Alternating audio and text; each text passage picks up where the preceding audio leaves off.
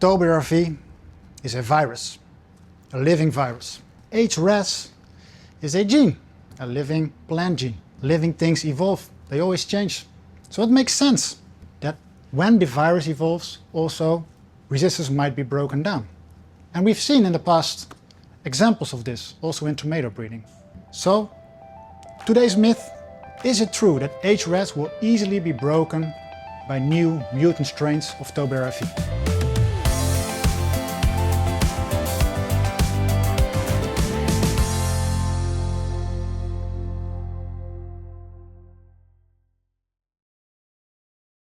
So Mike, I'm an 80s kid. I grew up with the Teenage Mutant Ninja Turtles. Do you know these guys? Yeah, for me, Teenage Mutant Ninja, they were like the heroes. Mutants are fun. I guess that's not the perception that maybe growers have about mutants. Can you say a little bit about how mutants are generally perceived by growers? Mutants, especially at our customers, growers, it's always related with resistant breaking mutants. And you can imagine that they don't see it as much as fun as you did in the 80s. But it's, I think, very good to understand that it's natural that a virus tries to overcome resistances. So mutants are natural occurring. So it's not something to be surprised of, let's say it that way. So as soon as you introduce a new resistance in the market, the pathogen, the virus will evolve. That's just evolution, as I suppose. That's always in relation with a certain virus pressure. That's also why we as ENSA always say resistance is a tool, a very important tool, but needs to be combined with hygiene. With hygiene, you keep the virus pressure lower. By that, you reduce the chance to getting mutants. Hygiene is the key thing here. Hygiene, yeah. Currently, there are thousands of hectares of HREZ varieties grown all over the world. And we see in the majority, far majority of the cases, that the resistance is holding up very well. But especially when it's combined with hygiene.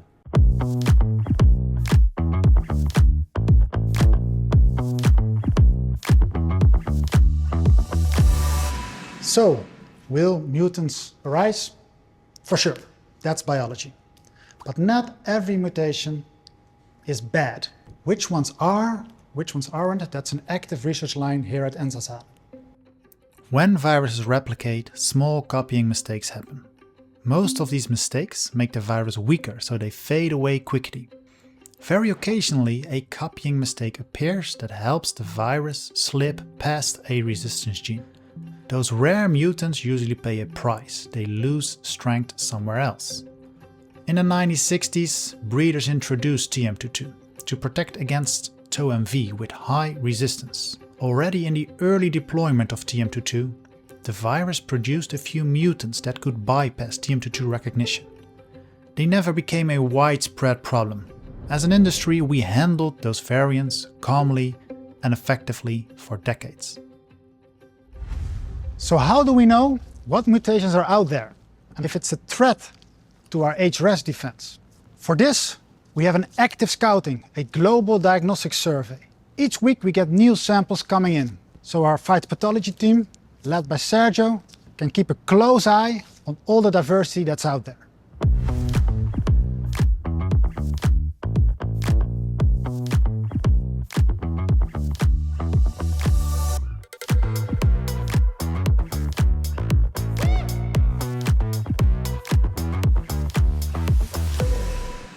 Sergio, we're here in one of your natural habitats, the molecular lab.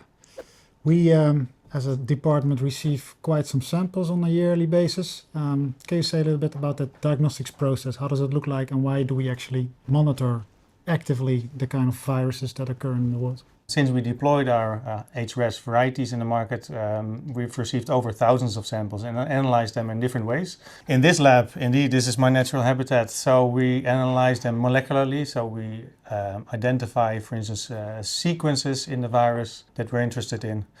And that's mainly to see if there are particular mutations in a particular gene of the virus that it overcomes the HREZ resistance.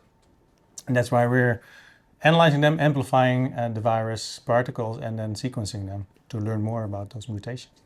So we monitor globally the situation by analyzing thousands of samples to study what kind of new mutations are out there. And then, if so, we like to study the impact it has on our HREZ resistance, and then thirdly, what the impact is on the virus virulence and the capacity to move from plant to plant, so the fitness penalty.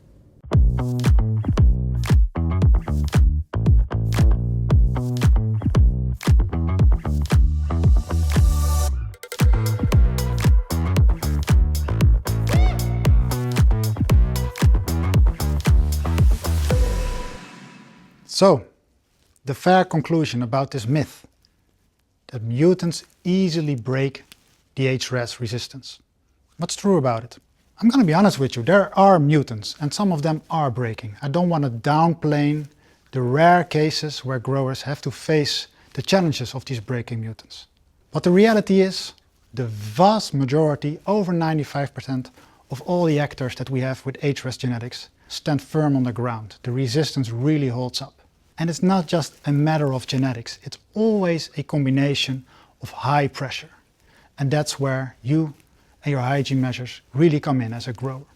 With strong genetics and smart cultivation, we can stay ahead of ToBRFV and work towards a long enduring protection for your tomato crop.